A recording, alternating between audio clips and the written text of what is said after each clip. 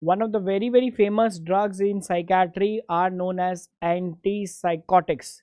Please remember, antipsychotics are used to treat psychotic symptoms.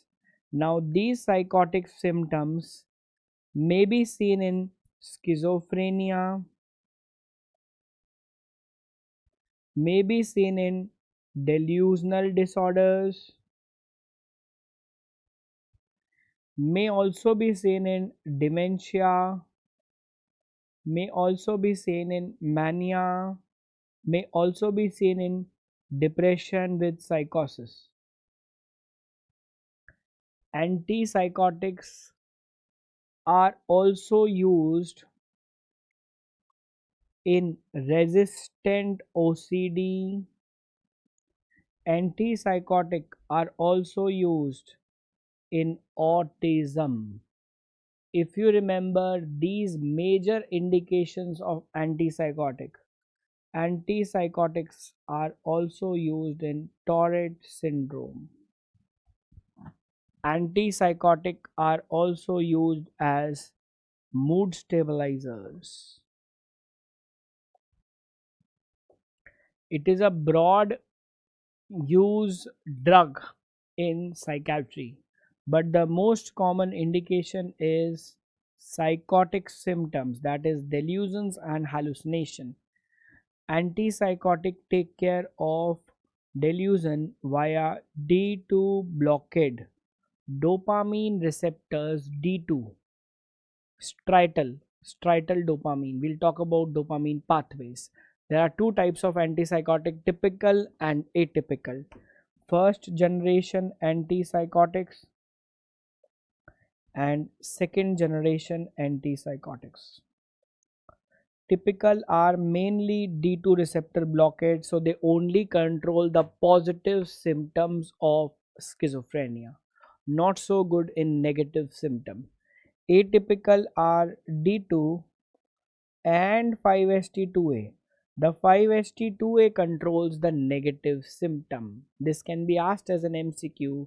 Which receptor blockade is responsible for negative symptom? Typical are known as DRA, dopamine receptor antagonist. Atypical are known as SDA, serotonergic dopaminergic agents, because they don't only block dopamine, they also block serotonin receptor. Serotonin 5-HT2A is responsible for negative symptom and serotonin 5-HT2C is responsible for metabolic side effects. Metabolic side effects include weight gain, diabetes mellitus, dyslipidemia. These are the only side effects which are more in atypical. Otherwise, the most predominant side effect, extrapyramidal reactions and hyperprolactinemia, are more common in dopamine receptor antagonist, that is typical antipsychotics. This is the basic understanding of antipsychotic which all of you are supposed to know. Typical versus atypical, typical versus atypical. I repeat, typical are D2 receptor blockers, atypical are D2 plus 5-HT2A plus 5-HT2C, serotonergic dopaminergic agents.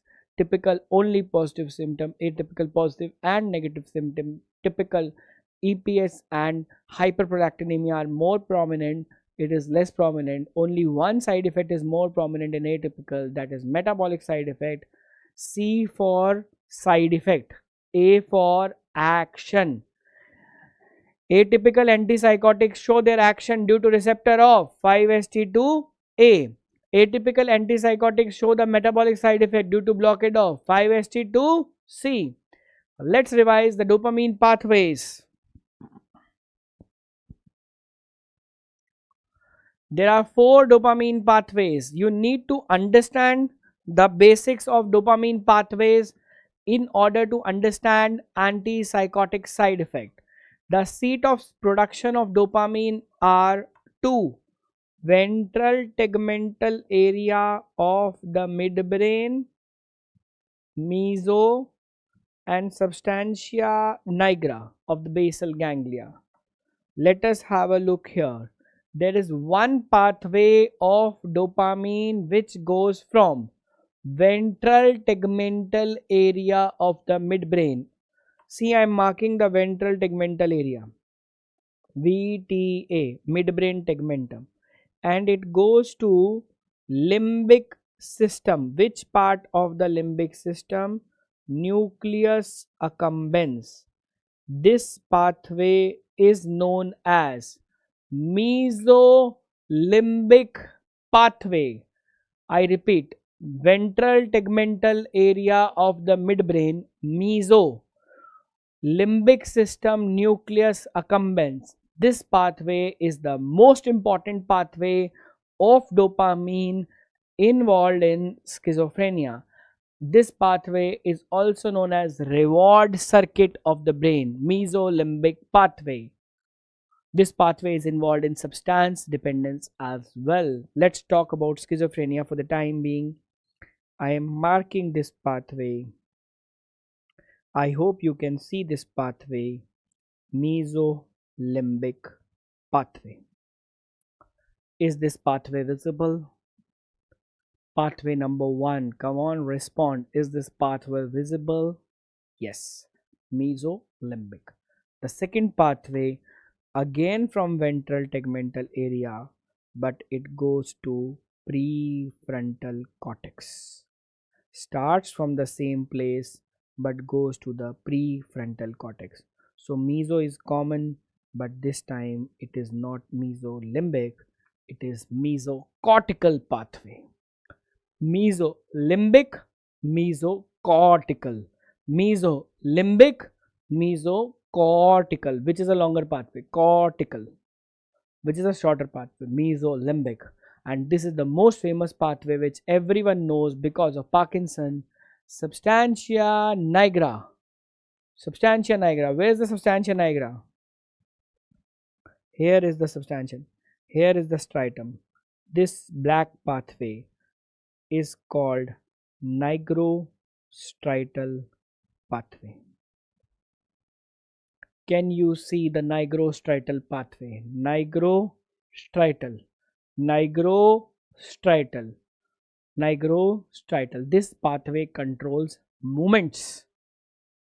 Normally, dopamine is normal in this pathway, but what typical antipsychotic do, when they block dopamine in mesolimbic pathway, they also disturb the dopamine in the nigrostriatal pathway, which they shouldn't have done, but they do, because these are not pathway selective D2 blockers. Because of blockade of dopamine in the nigrostriatal pathway, we get Parkinson's symptom, extrapyramidal symptom. That is why typical, which are strong D2 blockers, non-selective D2 blockers, they block dopamine in all the pathways, and because of blocking in mesolimbic it helps, but because of blocking in nigrostriatal it produces Parkinsonism side effect, and that is the reason why typical have more Parkinsonism than atypical. Am I clear?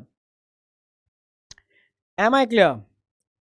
The fourth pathway is tuberoinfundibular pathway. Tuberoinfundibular pathway. Do you know dopamine is prolactin inhibiting hormone? Dopamine controls the release of prolactin. If you block dopamine from the hypothalamus to the anterior pituitary, tuberoinfundibular. If you block dopamine from the hypothalamus to the anterior pituitary, this pathway may not be visible, but I'll try to draw it.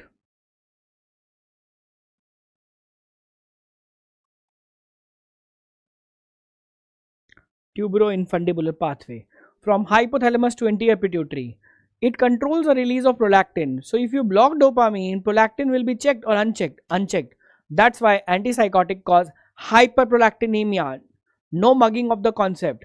Why antipsychotic cause Parkinson? Due to blockade of dopamine in the nigrostriatal pathway.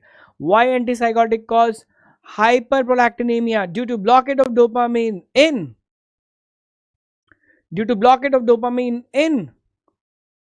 tuberoinfundibular pathway. This is one image of dopamine pathway, and here I am showing you the second image. In this image, you are supposed to answer me which pathway is which. Come on, fastest finger first. Students attending live. Which pathway is A? Which pathway is A?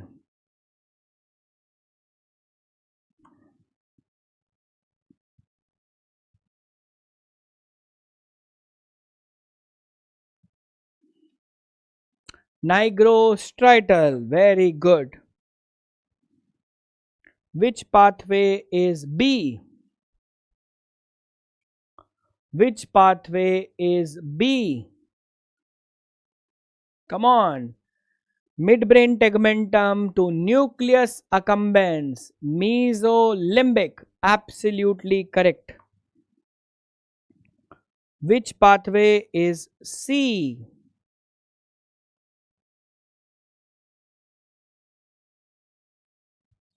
Dorsolateral prefrontal cortex and ventromedial prefrontal cortex. Which pathway is C?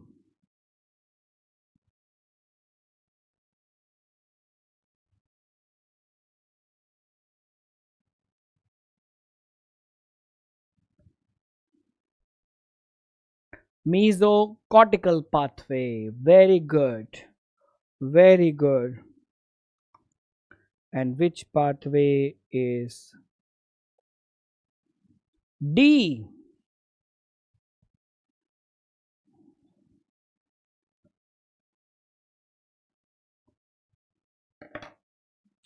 Tuberoinfundibular pathway. Are the dopamine pathways clear to all of you? Nigrostriatal, mesolimbic, mesocortical, tuberoinfundibular.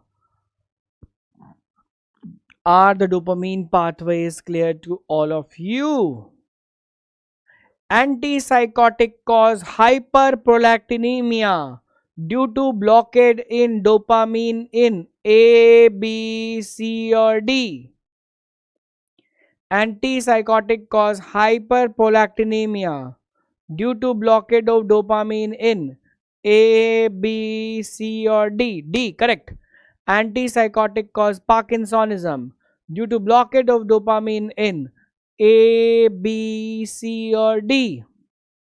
Antipsychotic cause Parkinsonism due to blockade of dopamine in A, B, C or D. A. Is that clear? Is that clear?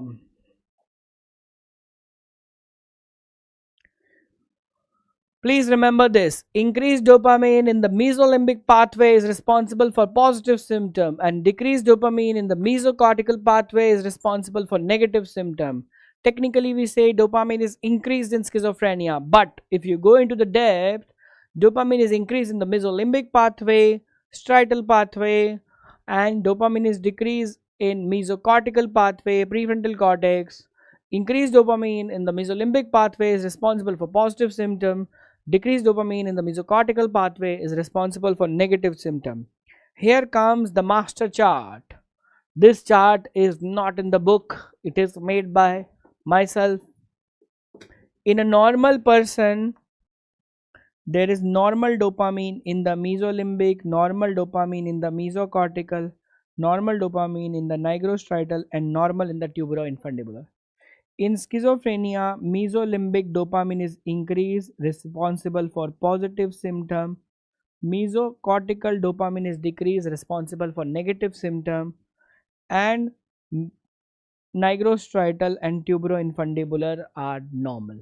What happens after typical antipsychotic? They decrease dopamine in all of them. Decrease, decrease, decrease, decrease. By decreasing dopamine in mesolimbic, they improve the positive symptom. By decreasing dopamine in mesocortical, sometimes they worsens the negative symptoms. By decreasing dopamine in nigrostriatal pathway, they cause extrapyramidal side effect.